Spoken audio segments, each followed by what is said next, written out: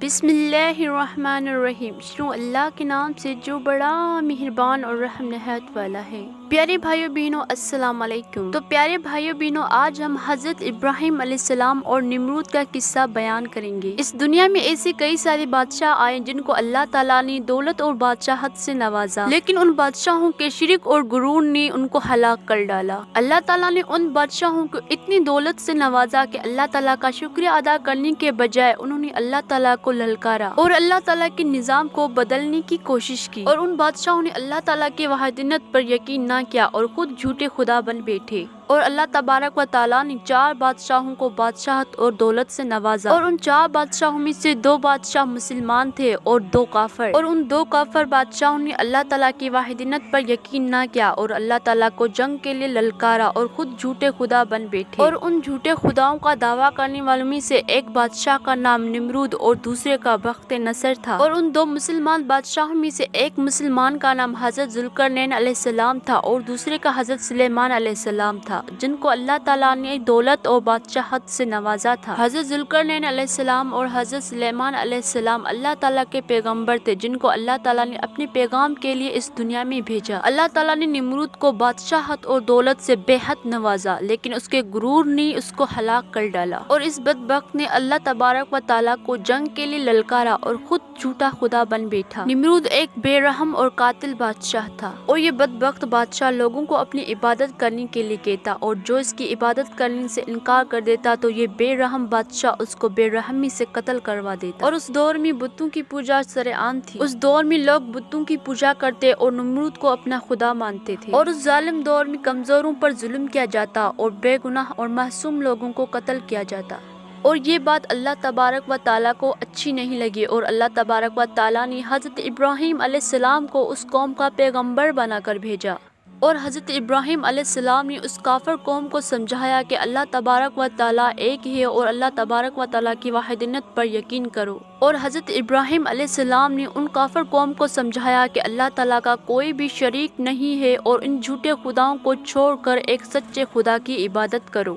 اور حضرت ابراہیم علیہ السلام نے اس بدبخت قوم کو سمجھایا کہ اس پوری دنیا کا بنانے والا اللہ تعالیٰ ہی ہے، اور حضرت ابراہیم علیہ السلام نے اس قوم کو سمجھایا کہ اللہ تعالیٰ کا کوئی بھی شریک نہیں ہے، اور حضرت ابراہیم علیہ السلام نے اس بدبخت قوم سے کہا کہ اللہ تعالیٰ واحد اور تنہا ہے اور اس کے سوا اس دنیا کا کوئی بھی بنانے والا نہیں ہے۔ اور حضرت ابراہیم علیہ السلام نے اس کافر قوم کو کہا کہ ان جھوٹے خداؤں کو چھوڑ کر ایک واحد اور تنہا خدا کی عبادت کرو، لیکن اس بدبخت قوم نے اللہ تبارک و تعالیٰ کی عبادت کرنے سے صاف صاف انکار کر دیا۔ اور حضرت ابراہیم علیہ السلام کے لاکھ سمجھانے کے باوجود بھی وہ قوم اللہ تعالیٰ پر ایمان نہ لائی اور اللہ تعالیٰ کی عبادت کرنے کے بجائے ان جھوٹے اور بدبخت خداؤں کی عبادت کرنے لگے۔ اور ان بتوں کی ایک اہم جگہ تھی جہاں پر ان کو رکھا جاتا اور ان کی عبادت کی جاتی، اور ان بتوں میں سے ان کے کچھ چھوٹے بت تھے اور کچھ بڑے جن کی وہ عبادت کیا کرتے تھے، اور وہ کافر قوم اللہ تعالیٰ کی عبادت کو چھوڑ کر ان بدبخت بتوں کی پوجا کیا کرتے اور نمرود کو اپنا بڑا خدا مانتے۔ اور یہ بات حضرت ابراہیم علیہ السلام کو اچھی نہیں لگی، اور حضرت ابراہیم علیہ السلام نے ان بتوں کی اہم جگہ پر جا کے جہاں پر وہ بت رکھے ہوئے تھے ان کو توڑنا شروع کر دیا، اور سب چھوٹے بتوں کو توڑ کر کلہاڑی ایک بڑے بت کے ہاتھ میں دے دی، اور حضرت ابراہیم علیہ السلام نے ان بتوں کو پوری طرح سے توڑ کر ان کا شیپ خراب کر دیا۔ اور جب اس بدبخت قوم نے اپنے بتوں کو ٹوٹا پھوٹا ہوا دیکھا تو ان کے دل میں آگ بھڑک اٹھی، اور اس کافر قوم نے اپنے خداؤں کی ایسی حالت دیکھ کر دنگ رہ گئے، اور اس کافر قوم کے دلوں میں غصے اور بدلے کی آگ نے جنم لے لیا۔ اور اس کافر قوم کو پتا تھا کہ یہ سارا کام حضرت ابراہیم علیہ السلام نے کیا ہے، کیونکہ اس قوم میں ایک ہی نیک بندہ تھا جو کہ حضرت ابراہیم علیہ السلام تھا، جو کہ ان جھوٹے خداؤں سے بے حد نفرت کرتا تھا، اور اس بدبخت قوم کو پتا تھا کہ یہ کام حضرت ابراہیم علیہ السلام کا ہی ہوگا۔ اور جب یہ بات اس کافر قوم کو پتا چلی تو اس کافر قوم نے حضرت ابراہیم علیہ السلام سے بدلہ لینے کا ٹھان لیا، اور اس بدبخت قوم نے حضرت ابراہیم علیہ السلام کی یہ ساری بات اپنے بادشاہ نمرود کو بتائی، جو کہ ان کا بادشاہ اور جھوٹا خدا تھا۔ جب نمرود نے یہ بات سنی تو وہ غصے سے بھڑک اٹھا اور اس بدبخت بادشاہ نے حضرت ابراہیم علیہ السلام کو سزا دینے کا ٹھان لیا، اور اس بدبخت بادشاہ نے حضرت ابراہیم علیہ السلام کو سزا کے طور پر آگ میں ڈالنے کا حکم دیا، اور اس بدبخت بادشاہ نے اپنی قوم کو حکم دیا کہ ایک بڑے میدان پر لکڑیاں جمع کی جائے اور ان لکڑیوں کو آگ لگا کر اس آگ میں حضرت ابراہیم علیہ السلام کو ڈال دیا جائے، اور ایسا ہی کیا گیا۔ بہت ساری لکڑیاں دور دور سے جمع کی گئی اور ایک میدان میں بہت ساری لکڑیاں جمع کر کے ان لکڑیوں کو آگ لگا دی گئی۔ آگ بہت زیادہ بڑی، بھیانک اور خوفناک تھی، اور جب حضرت ابراہیم علیہ السلام کو سزا کے طور پر اس آگ میں ڈالا گیا تو وہ آگ اللہ تعالیٰ کے حکم سے ٹھنڈی ہو گئی، اور وہ آگ اللہ تعالیٰ کے حکم سے ٹھنڈی اور جنت جیسی پیاری ہو گئی، اور اللہ تبارک و تعالیٰ کے حکم سے حضرت ابراہیم علیہ السلام اس آگ سے صحیح سلامت باہر نکل آئے۔ اور جب یہ منظر ان کافروں نے دیکھا تو وہ حیران رہ گئے، اور حضرت ابراہیم علیہ السلام نے کہا کہ ایسی ٹھنڈی ہوا میں نے کبھی بھی محسوس نہیں کی جو کہ آگ میں تھی۔ لیکن یہ سب دیکھنے کے باوجود بھی وہ کافر قوم اللہ تعالیٰ پر ایمان نہ لائی، اور یہ سارا منظر دیکھنے کے باوجود بھی اس کافر اور بدبخت قوم نے حضرت ابراہیم علیہ السلام کی بات نہ مانی، اور یہ سب کچھ دیکھنے کے باوجود بھی وہ بدبخت قوم اللہ تعالیٰ پر ایمان نہ لائی اور اسی طرح اپنی بت پرستی میں مبتلا رہی۔ لیکن اس کے باوجود بھی حضرت ابراہیم علیہ السلام نے ہار نہ مانی، اور حضرت ابراہیم علیہ السلام نے اپنی قوم کو حق کی دعوت دیتے رہے، اور حضرت ابراہیم علیہ السلام نے نمرود کو بہت زیادہ سمجھایا اور اپنی شرک اور غرور سے باز آنے اور اللہ تعالیٰ کی وحدانیت پر یقین لانے کو کہا۔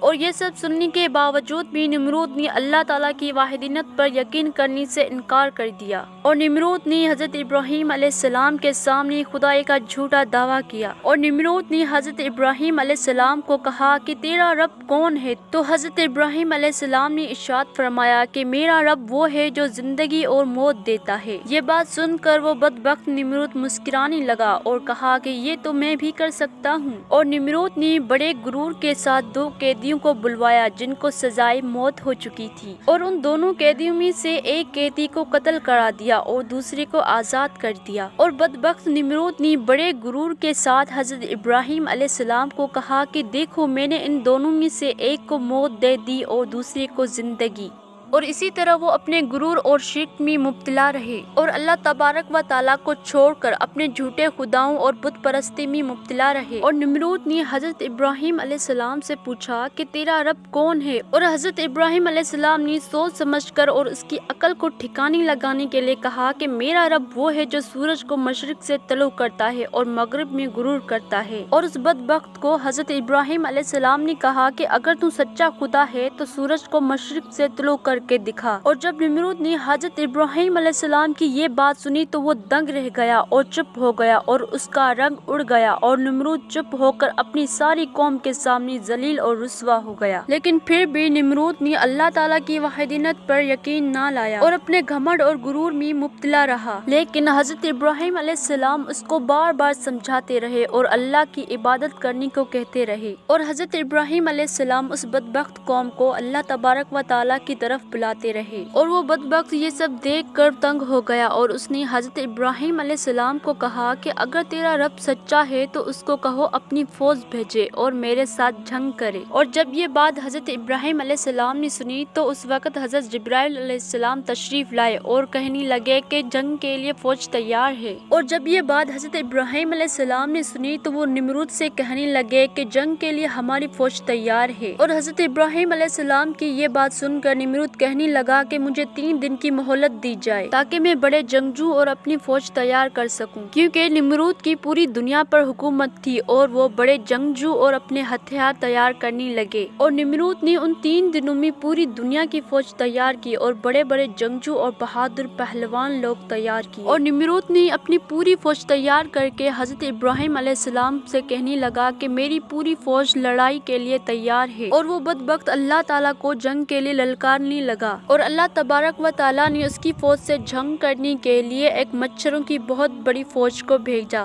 मच्छरों की फौज इतनी बड़ी थी कि वो पूरे आसमान पर फैल गए और अल्लाह तबारक व ताला के हुक्म से उन मच्छरों ने निमरूद की फौज पर अटैक कर दिया और मच्छर इतने बहुत ज्यादा थे कि वो निमरूद की पूरी फौज का गोश्त और खून चूस गए और वहाँ पर सिर्फ निमरूद की फौज की हड्डियाँ ही हड्डियाँ रह गई। और ये सारा खौफनाक मंजर देख कर निमरूद अपनी महल की तरफ दौड़ा और उसी वक्त एक लंगड़ाता हुआ मच्छर उसके महल के अंदर दाखिल हुआ और ये देखकर निमरूद ने अपनी बीवी से कहा कि ये है वो कौम जिसने मेरी पूरी फौज को हलाक कर दिया। और तभी वो लंगड़ाता हुआ मच्छर अल्लाह तबारक व ताला के हुक्म से निमरूद की नाक में चला गया और उसकी दिमाग को चाटता रहा। और जब वो मच्छर उस निमरूद की दिमाग को चाटता तो उसको बेहद दर्द होता और वो पागलों की तरह अपने सर को दीवारों में मारने लगता। और उस बदबख्त ने हुक्म जारी किया कि जो भी शख्स महल में दाखिल हो वो मेरे सर पर चप्पल मारे। और ऐसा करने से उसके दिमाग को थोड़ा सा सुकून मिलता, लेकिन फिर से वही दर्द उसके सर में शुरू हो जाता। और अल्लाह तबारक व ताला ने एक